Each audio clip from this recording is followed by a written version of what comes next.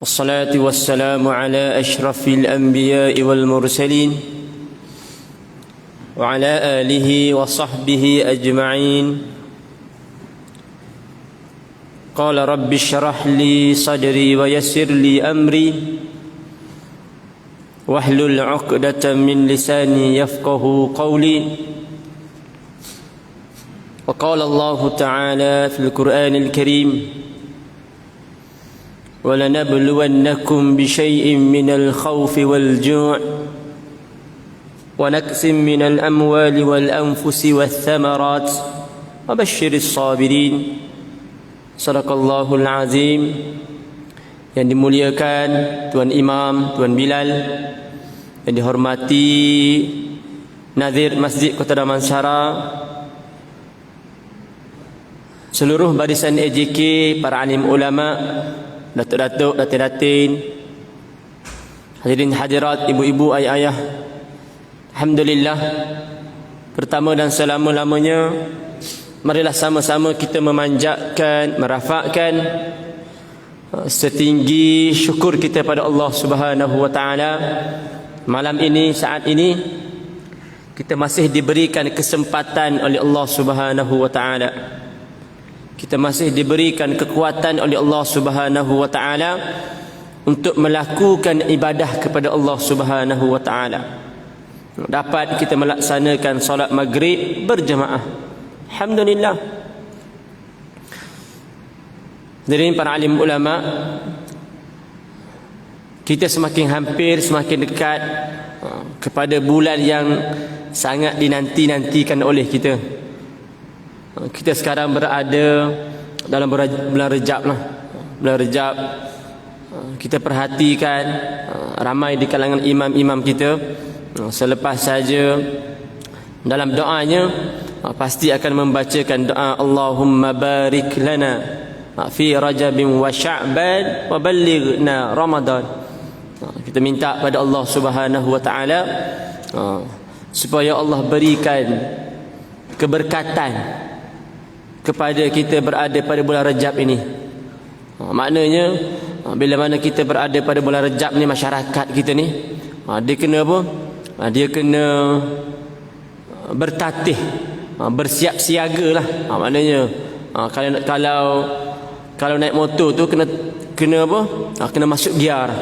Sebab kita ni mengharapkan, sangat mengharapkan kita diberikan kesampaian, diberikan peluang oleh Allah Subhanahu wa taala untuk berada pada bulan Ramadan. Yang kita berdoa Allahumma barik lana fi Rajabin wa Sya'ban, dan yang sangat kita harapkan adalah wa ballighna Ramadan. Ni Rejab, maknanya kita kena bertatih lah. Kalau kita ni jarang-jarang baca Quran, kena start lah. Jangan berpuasa sunat, kena apa? Kena bertatih. Takut-takut apa, hari pertama pada bulan Ramadan kita collect puasa hari pertama tu tak larat tu. Sebab tak pernah buat. Setahun 30 hari je kita buat, tinggal lama. Tapi hari pertama tu ramai di kalangan kita penat lagi ni, letih lagi ni, panah dan sebagainya, macam-macam alasan. Tapi kalau kita dah bersedia, kita buat preparation lah. Maknanya Isnin kita ambil lah, paling-paling tidak pun ambil hari Isnin ke, ambil hari Khamis ke. Macam hari ni hari Khamis lah. Bahkan saya difahamkan Masjid Kota Damansara kita apa, buat majlis berbuka puasa lah. Dekat apa, dekat kita punya ruang sana tu. Mari sama-sama kita jayakan, kita makmurkan, supaya apa, kalau ada kawan berpuasa ni kita sonok sikit. Tapi kalau kita berpuasa bersendirian, dia agak rasa tapi kalau ada kawan, kita set dengan kawan-kawan kita, jom kita puasa esok, buka sama-sama, dia jadi semangat tu lain macam. Maknanya kita nak semangat tu lah. Maknanya bulan Rejab ni kita kena bertatih. Bertatih. Sambil itu kita berdoa pada Allah Ta'ala. Jangan lupa berdoa pada Allah Ta'ala supaya Allah berikan keberkatan kita pada bulan ini, bulan Rejab ini. Wa ballighna Ramadan. Ya Allah, ya Tuhan kami, sampaikan kami ya Allah berikan kesempatan kepada kami ya Allah, kami nak beribadah ya Allah pada bulan Ramadan akan datang. Kita nak kalau Allah nak matikan kita pun kita minta, wahai Allah Taala, matikan kita pada bulan Ramadan, bulan mulia. Sayyidul ayyam yaumul jum'ah, sayyidul syahri syahrul Ramadan.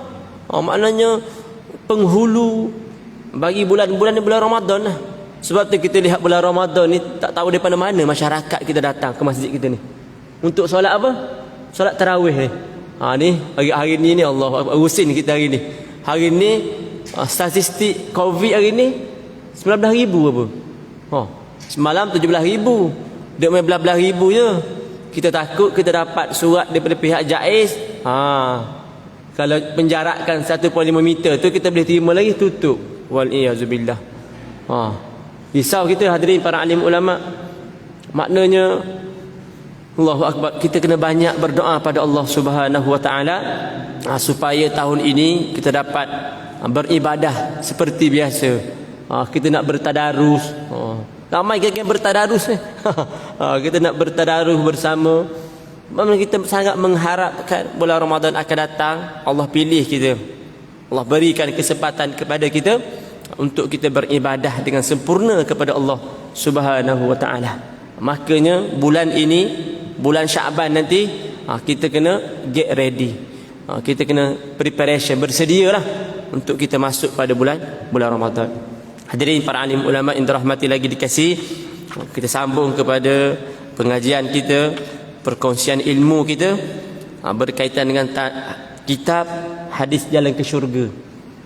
Dalam kitab ni, pengarang kitab kita Ustaz Zamri bin Hashim, dia mengumpulkan beberapa hadis tajuk mengenai berkaitan dengan bila mana kita melaksanakan sesuatu perkara tu, dia boleh membawa kita masuk ke dalam syurga Allah Subhanahu wa taala. Tajuk malam ni adalah tajuk berkaitan dengan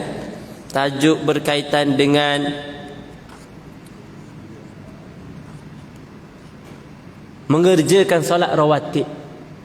Solat rawatib ni solat yang mengiringi solat fardu. Yang sering kali kita lakukan, yang kita sebut apa? Solat qabliyah dan solat ba'diyah.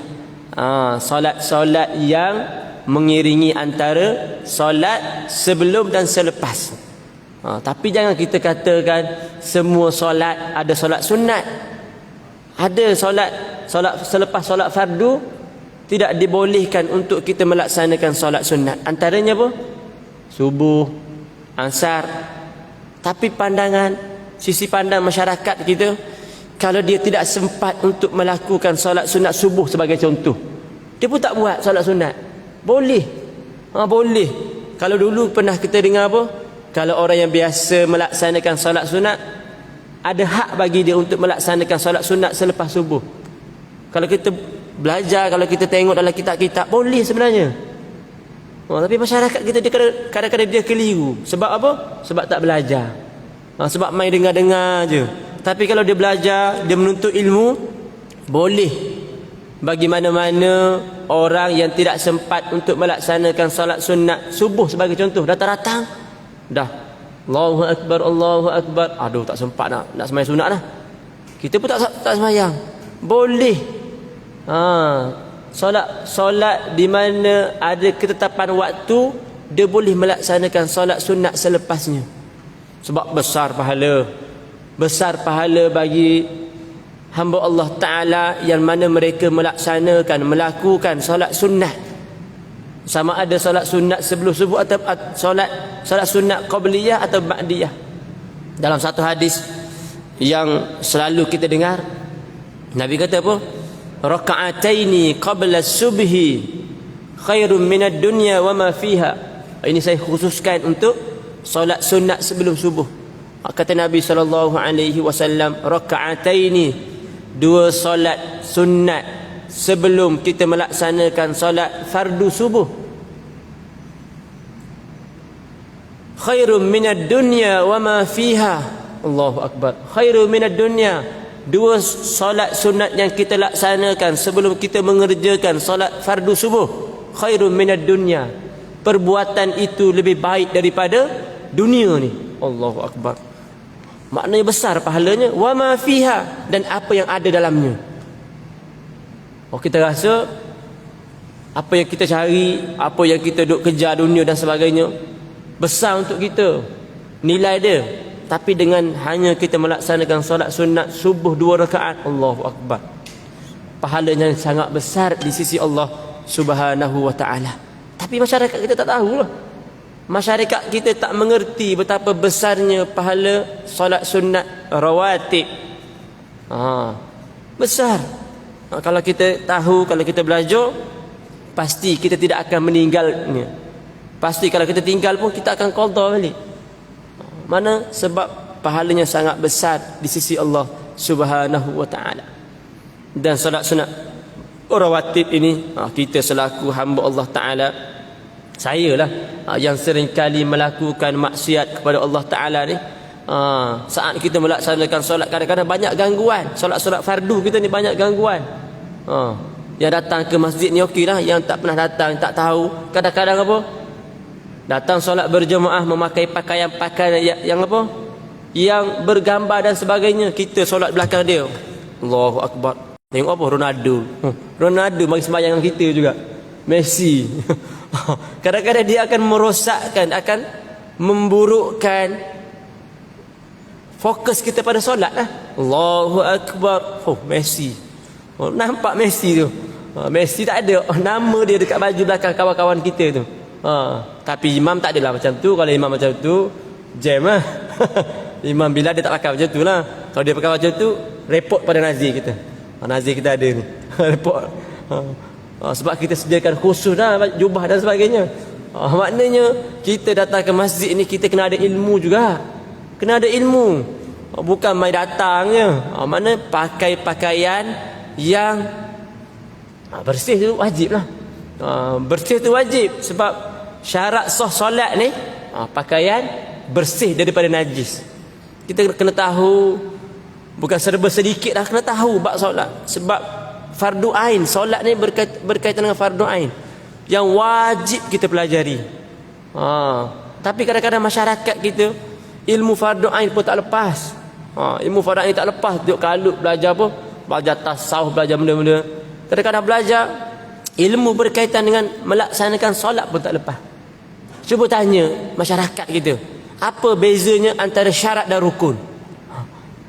Syarat dan rukun. Apa perbezaan antara syarat dan rukun? Dia kata sama Ustaz. Sama je. Saya ingat almarhum Tuan Guru Datuk Harudin, dia kata mudah je kita nak buat perbezaan antara syarat dan rukun ni. Syarat ni perkara yang perlu kita lengkapi, penuhi sebelum mana kita melaksanakan solat. Perkara yang belum terjadi semasa mana kita nak angkat takbir. Contoh, syarat dia apa? Kita kena solat ketika mana masuk waktu. Boleh tak kalau kita solat maghrib pukul 7, sembahyang isyak kita sembahyang pukul 8:15? Syarat dia kena masuk waktu dulu. Syarat dia pakaian kita mesti bersih daripada najis. Perlu menghadap kiblat. Itu antara syarat-syaratnya yang perlu kita penuhi sebelum mana kita melaksanakan solat. Rukun apa rukun? Semasa mana kita nak melaksanakan solat. Waktu kita nak solat tu, rukun. Rukun apa? Kena berdiri dengan tegak. Kena apa? Kena takbiratul ihram, kena baca al-Fatihah. Tapi ada juga masyarakat kita kadang-kadang kita rasa agak keliru lah. Datang solat, dia berlari daripada sana, daripada apa? Daripada pintu tu berlari, tiba-tiba datang solat, dia duduk atas kerusi. Ada tak masyarakat kita macam tu? Nampak berjalan main bola okey, time sembahyang dia duduk. Sepatutnya kena usahalah. Tak duduk boleh, tapi bagi mereka yang tidak apa, ada keuzuran, boleh dia duduk. Tapi yang peliknya kadang-kadang masyarakat kita sihat walafiat, boleh berjalan dengan bagus, tapi bila mana dia solat, duduk atas kerusi. Maknanya kita kena tahu serba sedikit, bukan serba sedikit lah, perkara yang membatalkan solat, yang menyebabkan solat kita sah, kita kena tahu. Hadirin para alim ulama yang dirahmati lagi dikasih maknanya solat sunat rawatib ini dia boleh apa, menampung kekurangan dalam solat fardu kita. Sebab solat fardu kita bukan solat fardu saya lah. Saya yakin percaya hadirin para alim ulama, ibu-ibu, ayah-ayah, solat kita semua sempurna. Tapi solat saya ni banyak kelompongannya. Berbeza dengan sahabat Nabi SAW yang pernah kita baca dalam tajuk yang kedua. Tajuk lepas kita ada baca apa? Sahabat Nabi ni, dia pernah katakan kepada Nabi, "Walladhi nafsi biyadih la azidu ala hadha." Falamma walla qala an-nabiy sallallahu alaihi wasallam, "Man sarrahu an yanzura ila rajulin min ahli al-jannah falyanzur ila hadha."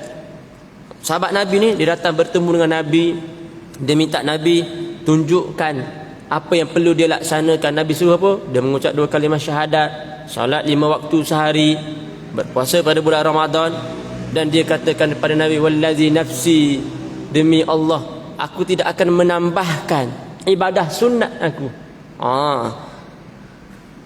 Aku tidak akan menambah yakni ibadat sunat di atas perkara yang disebut oleh Rasulullah sallallahu alaihi wasallam ini. Setelah beliau berpaling, maknanya setelah orang ini pergi meninggalkan Nabi sallallahu alaihi wasallam, bagi dia bersabda, "Sesiapa yang ingin melihat seorang lelaki dari kalangan ahli syurga, maka lihatlah orang ini." Maknanya orang ni dia katakan kepada Nabi, "Aku tak nak buat perkara sunat melainkan apa yang kamu maklumkan kepada aku, wahai Rasulullah." Dan Rasulullah katakan, kalau kamu nak melihat ahli syurga, lihatlah orang sebentar tadi. Walaupun dia sahabat Nabi ni, dia tidak melakukan ibadah sunnah, tapi ibadah fardu dia sangat berkualiti. Sangat berkualiti, sangat apa? Semasa melaksanakan solat dia boleh fokus betul-betul. Tapi saya ni Allahu Akbar, kadang-kadang Allahu Akbar kita pun kunci hilang, teringat dalam solat. Teringat dalam solat. Allahu Akbar, lupalah nak angkat kain tadi. Dia mari dalam solat. Sebab apa? Sebab tu kita ni perlu kepada solat sunat rawatib, solat yang mengapit antara solat fardu kita, antaranya qabliyah dan ba'diyah. Itu kita. Sebab kita hadirin para alim ulama, jauh sangat kita ni kan dengan Nabi SAW, jauh dengan sahabat. Makanya kita kena bersegera, kena fastabiqul khairat, kena banyak kita melakukan kebaikan kepada Allah Subhanahu wa taala. Banyakkan kita melakukan perkara sunat untuk menampung bocor kelompongan yang kita laksanakan pada solat fardu kita. Kita baca hadis berkaitan dengan tajuk ni.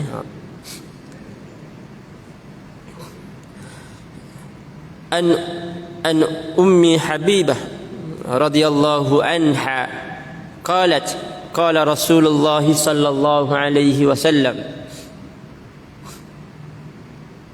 "Man shalla fi yawmin wa laylatin 12 rak'atan buniya lahu baytun fil jannah, arba'an qabla adh-dhuhri wa rak'ataini ba'daha wa rak'ataini ba'da al-maghrib wa rak'ataini ba'da al-isha wa rak'ataini qabla salati al-fajr." Rawahu at-Tirmidzi wa qala hadis hasan sahih. Artinya daripada Ummu Habibah radhiyallahu anha berkata, Rasulullah sallallahu alaihi wasallam bersabda, sesiapa yang mendirikan salat sunat sebanyak 12 rakaat setiap hari akan dibinakan untuknya sebuah syurga di dalam syurga, iaitu 4 rakaat sebelum zuhur, 2 rakaat selepas zuhur, 2 rakaat selepas maghrib, 2 rakaat selepas isya, dan 2 rakaat sebelum salat fardu subuh. Allahu Akbar. Maknanya kalau kita mampu, hadirin para alim ulama, kita mampu untuk melaksanakan solat 12 rakaat ini, tapi ada di kalangan kita dia buat lebih, tak ada masalah, lagi dapat lagi banyak pahala. Antaranya buat 4 zuhur, lepas sebelum zuhur dia buat 4, selepas zuhur dia buat 4. Maknanya Allah berikan kekuatan kepada dia. Paling-paling tidak pun kita ambillah daripada hadis ni, kita buat sebanyak 12 rakaat. Antaranya pun 4 rakaat sebelum zuhur. Ada pertanyaan mungkin di kalangan kita, afdal kita buat 4 rakaat 2 salam ke 1 salam? Boleh, mana-mana pun boleh, tapi afdalnya 2 rakaat 1 salam. Betul? Solat sunat sebelum asar, sebelum asar kita buat 2 rakaat. Selepas maghrib kita buat 2 rakaat. Selepas isyak 2 rakaat, dan sebelum subuh 2 rakaat. Maknanya kenapa kita laksanakan? Untuk kita menampung kekurangan, kelompongan dalam solat fardu kita. Solat fardu kita ni ialah kadang-kadang dia banyak apa? Banyak datang perkara-perkara lara dalam solat kita. Kita tengok sedikit keterangan daripada pengarang kitab kita ni. Kata pengarang kitab kita ni, solat fardu kita banyak kekurangannya. Kata pengarang kitab kita, Ustaz Zamri bin Hashim, dia kata solat fardu kita ni, solat 5 waktu kita lah, banyak kekurangan. Banyak kekurangan macam mana? Kadang-kadang kita datang lambat, kadang-kadang kita datang tu kita jadi masbuk dan sebagainya. Kadang-kadang waktu mana kita solat, banyak kita benda-benda apa? Benda-benda luar ni masuk ke dalam solat kita. Makanya kita menampungnya dengan kita melaksanakan solat sunat. Solat sunat. Sebab itulah solat sunat ni kebiasaan kita lah. Kalau kita laksanakan solat di rumah ni, dia agak berat sikit lah. Agak berat sikit, dia payah sikit. Sebab itulah banyak fadilat, kelebihan kita melaksanakan solat berjemaah. Banyak kelebihan. Antaranya Allah akan berikan kekuatan kepada kita. Allah akan berikan kelebihan. Laksanakan, tengok sahabat-sahabat kita laksanakan solat, jadi semangat kepada kita, motivasi kepada kita. Tapi yang terbaiknya, kalau kita boleh melaksanakan solat sunat di rumah, itu lagi baik. Takut ada perasaan apa? Dekat kalau apa? Solat fardu di rumah, kita tak akan melaksanakan solat sunat, tapi dekat masjid kita buat. Takut ada perasaan nak tunjuk pada orang tu. Dia datang kadang-kadang. Maknanya boleh kita praktik, boleh laksanakan solat sunat di rumah, tapi takut-takut kita tak dapat untuk mendapatkan soh pertama ni lah. Sebab ada kelebihan, banyak kelebihan. Antaranya kita laksanakan solat sunat di rumah. Tapi kalau kita solat di rumah, sebagai contoh orang azan, kita solat datang-datang, confirm kita akan berada di soh belakang. Rugi. Maknanya kita akan kerugian kita untuk mendapatkan soh pertama. Soh pertama ni besar pahala. Allahu Akbar. Tapi masyarakat kita dia pun dia lebih suka bagi laluan kepada orang lain. Silakan. Rugi sebenarnya. Rugi. Kalau kita ni dalam satu pun kata guru saya, dia kata al-isar fil ibadah makruh. Al-isar ni apa? Kalau kita melebihkan orang lain dalam ibadah ni makruh. Contoh, untuk mendapatkan saf yang pertama dekat dengan imam. Kalau boleh kita berlumba-lumba lah. Kalau boleh kita berlumba, tak ada masalah. Ini kita datang awal kadang-kadang ke masjid, tapi kita memilih untuk melaksanakan solat di hujung-hujung, di belakang-belakang. Rugi. Pahala saf pertama ni, lau ya'lamu, kalaulah masyarakat kita mereka tahu betapa besarnya untuk mendapatkan saf pertama ni. Kalau Nazir buat undian, pihak AJK masjid buat undian. Maknanya kita kena merebut, kita kena berusaha untuk mendapatkan saf pertama ketika mana kita melaksanakan solat. Maknanya kata pengarang kitab kita ni, solat sunat fardu kita banyak kekurangan. Kita tidak mencapai darjat khusyuk 100%. Maknanya solat fardu kita ni kadang-kadang dia apa? Dia ada elemen-elemen yang menyebabkan kita tak khusyuk dalam melaksanakan solat. Sebab tu kadang-kadang sembahyang 4 rakaat kita buat 5 rakaat. Sembahyang yang ada apa? Sepatutnya kita kena apa? Sepatutnya kita tahiyat pertama tu kita terus bangun. Maknanya kena waktu tu pun perlu kepada ilmu. Perlu kepada ilmu. Contoh imam. Dia solat zuhur sebagai contoh. Imam tak ingat untuk laksanakan tahiyat pertama. Dia terus bangun. Kita sebagai makmum macam mana? Kita pun subhanallah. Kita pun tak ikut imam bangun. Agak-agak solat kita batal ataupun tidak batal? Batal ke tak batal? Kalau kita solat zuhur, tahiyat pertama, imam bangun, kita pun kita buat kemah kita. Kita duduk atas tahiyat, subhanallah, kita sebut macam tu. Agak-agak solat kita batal ataupun tak batal? Kita kena belajar, kena ada ilmu. Tahiyat pertama tu rukun ke sunat abad? Dia bukan rukun, dia sunat apa? Sunat abad. Betul tak? Sunat abad. Kalau kita tak ikut bangun bersama dengan imam, maka solat kita terbatal. Kita boleh rujuk dalam kitab-kitab. Terbatal. Sebab dia bukan merupakan rukun dalam solat. Dia sunat abad. Makanya perkara-perkara tersebut kita kena belajar. Bila mana kita tinggal abad, kita kena buat sujud sahwi. Maknanya kadang-kadang banyak kelompongan saat kita melaksanakan solat tu, banyak benda-benda yang datang, unsur-unsur yang boleh menyebabkan solat kita tak sempurna. Buat 5 waktu 5 rakaat kadang-kadang. Maknanya benda-benda macam tu dah perlu kepada kita melaksanakan solat rawatib, solat antara yang mengiringi antara solat fardu kita. Kata pengarang kitab itu. Oleh itu kita mengerjakan solat sunat bagi menampung kekurangan pada solat fardu kita. Maknanya pengarang kitab katakan pada kita, mana kepentingan untuk kita melaksanakan solat sunat rawatib ini adalah untuk membaik pulih, memberi supaya kelompongan yang ada pada solat fardu kita dapat ditampung, dapat diperbaiki.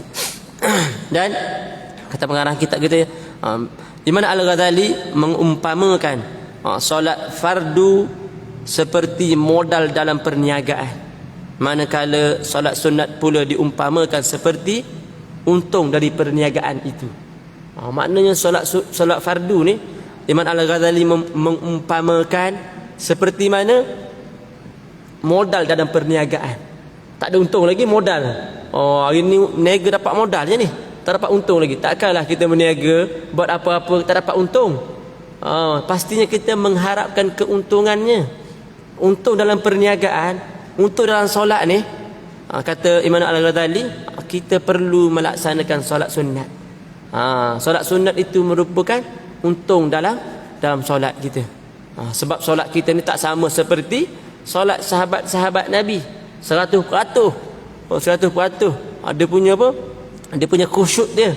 Kita ni banyak hadirin para alim ulama. Jadi kata Imam Al-Ghazali mengumpamakan solat fardu ni seperti modal dalam perniagaan, manakala solat sunat pula diumpamakan seperti untung dari perniagaan itu. Dan Imam Al-Ghazali juga katakan kepada kita, kalau kita ni tidak melaksanakan ataupun kita tidak melaksanakan rukun dalam solat ni, seolah-olah kita menghadiahkan seorang perempuan kepada raja. Perempuan tersebut perempuan yang tidak bernyawa. Maknanya kalau kita laksanakan solat dengan kita meninggalkan rukun dengan sengaja, seolah-olah kita berikan solat kita kepada Allah dalam keadaan seperti apa? Kita berikan seorang perempuan kepada raja yang tidak bernyawa. Allahu Akbar. Maknanya tak ada faedah lah kot. Tak ada faedah. Tapi kata kalau kita meninggalkan solat abad ni, kata pengarang kitab kita ni, sama seperti apa? Kita menghadiahkan seorang perempuan kepada raja yang tidak memiliki apa? anggota tangan, tak ada kaki. Maknanya tak beradab kita. Bagi apa? Wanita kepada raja dalam keadaan tangan tak ada, telinga tak ada. Maknanya dalam solat kita ni kita kena jaga semua. Solat ab'ah, solat hay'ah dan solat hay'ah ni maknanya solat apa? Solat yang sunat hay'ah ni sunat yang kecil lah. Kalau boleh kita jangan tinggal walaupun perkara tersebut perkara yang kecil. Dan kata pengarang kitab kita, apa gunanya jika kita berniaga, kata Imam Al-Ghazali apa gunanya jika kita berniaga yang tidak memberi keuntungan dan hanya balik modal sahaja. Tidak ada gunanya kalau kita berniaga, hasil dari berniaga kita dapat modal, tiap-tiap hari dapat modal je, tak ada untung dalam perniagaan. Maknanya dalam solat kita, kalau solat kita ni hanya dapat apa? Dapat basic saja. Tak ada apa? Tak ada dapat lebihan. Maknanya rugi kita. Maknanya kita kena menampung dengan kita melaksanakan solat sunat. Dan sikit lagi, kata pengarang kitab kita, seorang hamba tidak dapat mendekatkan diri kepada Allah dengan ibadah wajib sahaja. Mendekatkan diri kepada Allah mestilah dengan mengerjakan ibadah sunnah sebagai tambahan ke atas ibadah wajib kita. Maknanya kalau kita perhatikan ibadah wajib ni, ibadah sunnah ni lebih banyak daripada ibadah wajib. Ibadah wajib kita lebih, ibadah sunat kita ni kalau kita perhatikan, kita banyak laksanakan lebih daripada ibadah wajib kita. Ibadah wajib kita solat hanya 5 waktu sehari saja. 5 waktu ni kalau kita kira, kalau kita bilang, dia hanya memakan masa lebih kurang apa? Sejam saja pun. Allah berikan kepada kita 24 jam satu hari. Kita spend masa untuk melaksanakan solat fardu, solat wajib ni sejam je sehari. Lebih kurang sejam je. Lebih kurang satu solat tu lebih kurang 10 ke 15 minit sahaja. Sama dengan zakat kita juga. Zakat kita pun sikit je, setahun berapa je kita bayar zakat wajib kita. Tapi sedekah kita, saya yakin dah percaya hadirin para alim ulama, paling-paling tidak pun seminggu berapa kita bagi? Hari Jumaat confirm RM10, paling-paling sikit kita bagi, betul tak? Kalau 4 kali 10 40 dah. 40 kali 12 berapa kita bagi? Maknanya sedar ataupun tidak, sebenarnya banyak kita melakukan perkara sunat ni lebih daripada perkara wajib. Itu orang yang beriman kepada Allah Ta'ala lah. Tapi kalau orang yang tak beriman kepada Allah Ta'ala, takkan buat benda sunat. Nak buat benda sunat apa bendanya, wajib pun tak buat. Wajib pun tak buat, takkan sunat nak buat. Allahu Akbar. Maknanya hadirin para alim ulama, kata pengarang kitab kita ni, kita tidak dapat mendekatkan diri kepada Allah Ta'ala dengan hanya kita melaksanakan ibadah wajib. Tak layak untuk kita mendekatkan diri pada Allah Ta'ala dengan hanya kita melaksanakan perkara wajib saja. Kita kena buat perkara sunat. Datang awal ke masjid, laksanakan solat tahiyatul masjid. Allahu Akbar. Banyak solat kita buat, kalau kita perhatikan solat sunat tahiyah kita buat, solat sunat sebelum kita buat, selepas kita buat. Kenapa kita buat? Kita kerana kita nak dekatkan diri pada Allah Ta'ala. Kita nak menampung kekurangan yang kita laksanakan dalam solat fardu kita. Sebab perkara sunat ni kita kena laksanakan. Sebab fadilat dia sangat banyak. Kita tengoklah hadis-hadis Nabi SAW. Kalau kita buat solat sunat apa? Zuhur, haramallahu alaihimul jannah.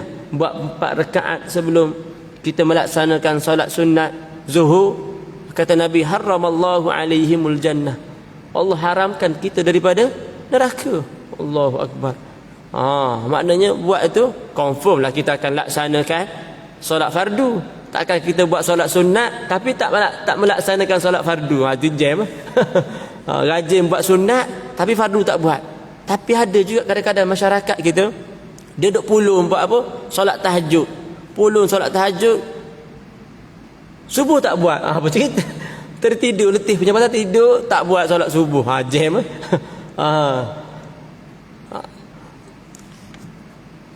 Dan kata pengarang kitab sikit lagi, sembahyang sunat dibahagikan kepada beberapa bahagian. Ada yang disyariatkan untuk kita melaksanakan secara berjamaah, dan ada yang disyariat, dan ada yang tidak disyariatkan untuk kita melaksanakan secara berjamaah. Dan berjamaah hanya 5 sembahyang sunat yang disyariatkan untuk kita melaksanakan secara berjamaah, yakni solat sunat 2 hari raya, Idul Fitri dan Idul Adha. Sebab tu ramai tu, di masjid-masjid mana-mana ramai. Seterusnya solat gerhana matahari, solat gerhana bulan, dan solat minta hujan. Ini antara solat-solat sunat yang disyariatkan kepada kita untuk kita melaksanakan secara berjamaah. Solat sunat tarawih dekat ni dengan kita ni, lebih kurang 55 hari lagi. Maknanya kita kena acuplah diri kita supaya kita laksanakan solat secara istiqamah. Bukan kita laksanakan solat secara apa, ikut-ikut orang je, seminggu pertama je. Sebab masyarakat kita kadang-kadang dia ramai mana? Ramai seminggu pertama je. Minggu pertama tu Allahu Akbar. Imam Bilal pun maknanya terlampau ramai. Kadang-kadang kita ni jemaah regular pun terpaksa sembahyang di belakang sana. Sembahyang di belakang sana cepat, sebab orang yang jarang-jarang datang pun dia datang awal untuk melaksanakan solat sunat tarawih tu. Yang lebih parah lagi, solat isyak tak berjamaah, tiba-tiba lepas tu ada. Itu parah juga tu, masalah juga tu. Sebab dia menjangkakan apa? Dia merasakan bahawasanya solat sunat tarawih itu lebih afdal daripada solat isyak berjamaah. Itu lebih parah juga masyarakat itu. Itu kita kena betulkan masyarakat kita, tune dia supaya apa? Supaya dia faham agama. Yang tak faham agama ni yang menyebabkan mereka hanya datang seminggu pertama sahaja pada bulan Ramadan. Tapi kalau kita faham, tak ada masalah lah. Kita akan istiqamah daripada malam pertama sehingga ke malam penghujung Ramadan. Dan kata pengarang kitab kita, sementara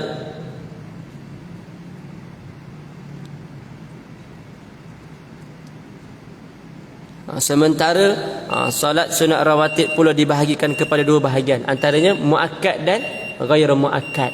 Muakkad ni yang disebutkan sebentar tadilah, zuhur, sebelum asar, selepas maghrib, selepas isyak, dan sebelum subuh. Adapun sebelum maghrib tu bukan ghairu muakkad.